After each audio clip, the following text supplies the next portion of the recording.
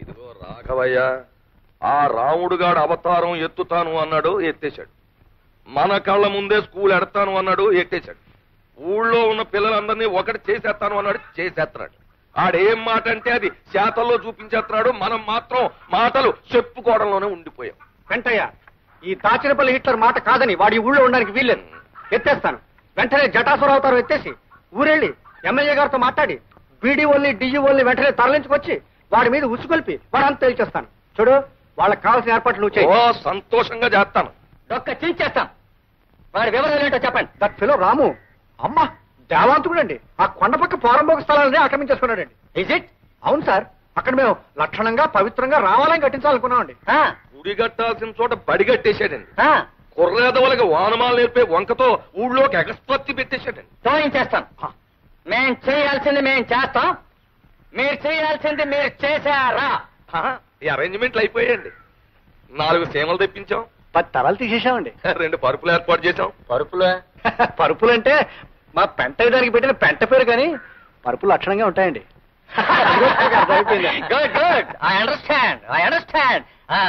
ఇంతకీ ఏడా బడి, ఏడా రాము? సార్, ఆ కొండ పక్క పాక చూడండి సార్, అదిగో అదండి బడి. దాని పక్కన నిలబడ్డాడు చూడండి జెండా కోయలాగా, తప్పిలో రాము. జై హింద్.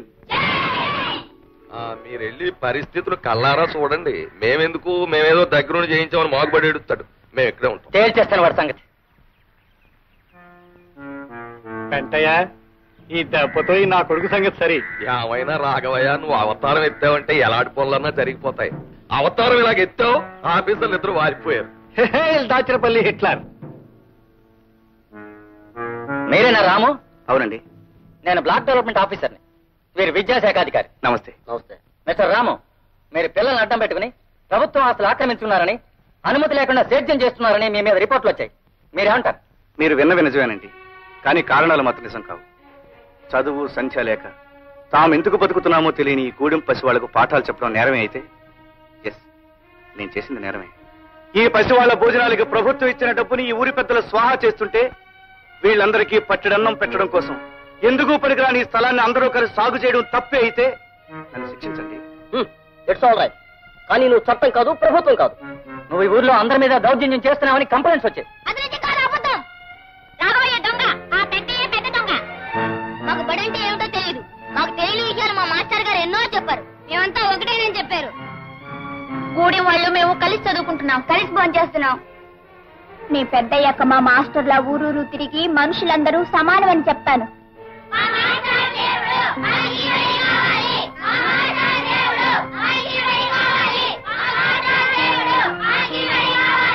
విన్నారా సార్?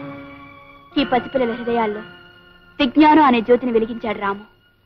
వీళ్ళింత పవిత్రంగా ఆలోచిస్తున్నారు అంటే, వీళ్ళింత ఆవేశంగా తమ లక్ష్యాన్ని చెప్పగలుగుతున్నారు అంటే దీనికి కారణం రాము. ఇప్పుడు చెప్పండి సార్, రాము చేస్తున్నది నేరవా? మీరెవరు? మీకెవరైతే రాము మీద రిపోర్ట్ ఇచ్చారో ఆ పెద్ద మనిషి కూతుర్ని, రాఘయ్య గారి అమ్మాయిని.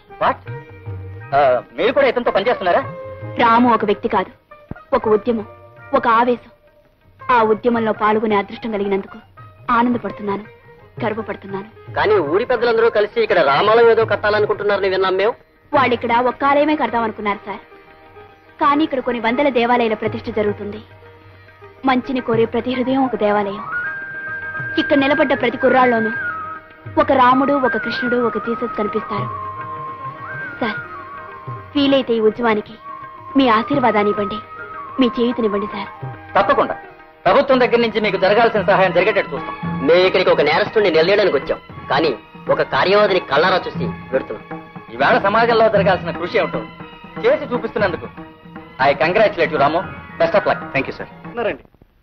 మీరు చెప్పాల్సింది మీరు చెప్పారు, మేము చేయాల్సింది మేము చేస్తాం. సరే, మీరు చేయవలసింది మీరు చేయకపోతే మేం చేయగలమండి. కాకపోతే ఆ చేసే ముందు ఈ రాత్రికి మేము ఇచ్చే విందు తీసుకుని. విందు లేదు, నా బొంద లేదు, మేము ఇప్పుడే పోతాం. సార్ సీమలు దింపాం, తలల కోసం పరుపులు కూడా. మీరు చేయాల్సింది మీరు చేశారు, ఇంకా మీరు చేయాల్సింది ఉంది. ఓ చేస్తాం తప్పకుండా. సీమలు తాగేయండి, తలలు తినేయండి, పరుపులు మేలేసుకుని పడుకోండి. మేము చేయాల్సింది మేము చేస్తాం. చిచ్చి, ఇంత బొద్దెంక మీసం పెట్టుకుని కళ్ళజోడోటి ఎట్టుకుని కర్ర మొక్కడు పట్టేసుకుని హిట్లర్ రాఘవైన అని మమ్మల్ని బెదిరించేయడం తప్ప ఇప్పుడు జరిగిందేంటి? గెలుపు ఆడిదైపోయింది, ఓడిపోవడం మనంతో అయిపోయింది. ఎత్తేస్తాను అవతారం ఎత్తేస్తాను అని మమ్మల్ని అదరగొట్టేయడం తప్ప ఏం అవతారం ఎత్తావు? ఏ ర్యాంక్ అన్న అవతారం ఎత్తావు? వెంటయ్య ఫైర్ లో పెట్రోల్ పోసావు. ఇక ఇక భగభగాసుల అవతారం ఎత్తేస్తాను. ఆ రోజు హిట్లర్ కిల్ అన్నాడు, లక్షలాది మంది ప్రాణాలు లేపేశాడు. ఈ రోజు నేను కిల్ అంటున్నాను, సింగిల్ ప్రాణాలు లేపేస్తాను.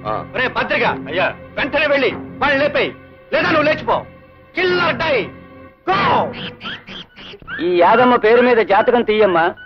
ఆమె మనసులో ఏముందో, ముందేం జరుగుతుందో సరిగ్గా చూసి చెప్పాలి. వచ్చింది. ఇదిగో సీతమ్మ తల్లి పెళ్ళే వచ్చింది. త్వరగా చెప్పోయా బాబు. నీకు నచ్చిన వాడితో పెళ్ళవ్వాలని నువ్వు ముచ్చట పడుతున్నావు. పెళ్లి గడియ దగ్గరలోనే ఉంది. నువ్వు కోరిన వాడితో 6 రోజుల్లోగా తాళి కట్టించుకోవాలి. ఆలస్యం అయితే ఈ జన్మకు నీకు పెళ్లి జరగదు. లస్కో పెళ్లి విషయం నా నోటితో ఎట్ట చెప్పేది బావకి? పలక మీద రాసి చూపిస్తాను. బావ సంబరపడేటట్టు ఇంగ్లీష్ లో రాయాలా?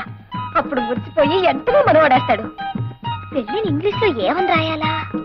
అమ్మాయి గారిని కనుక్కుంటే ఆడే చెప్తారు.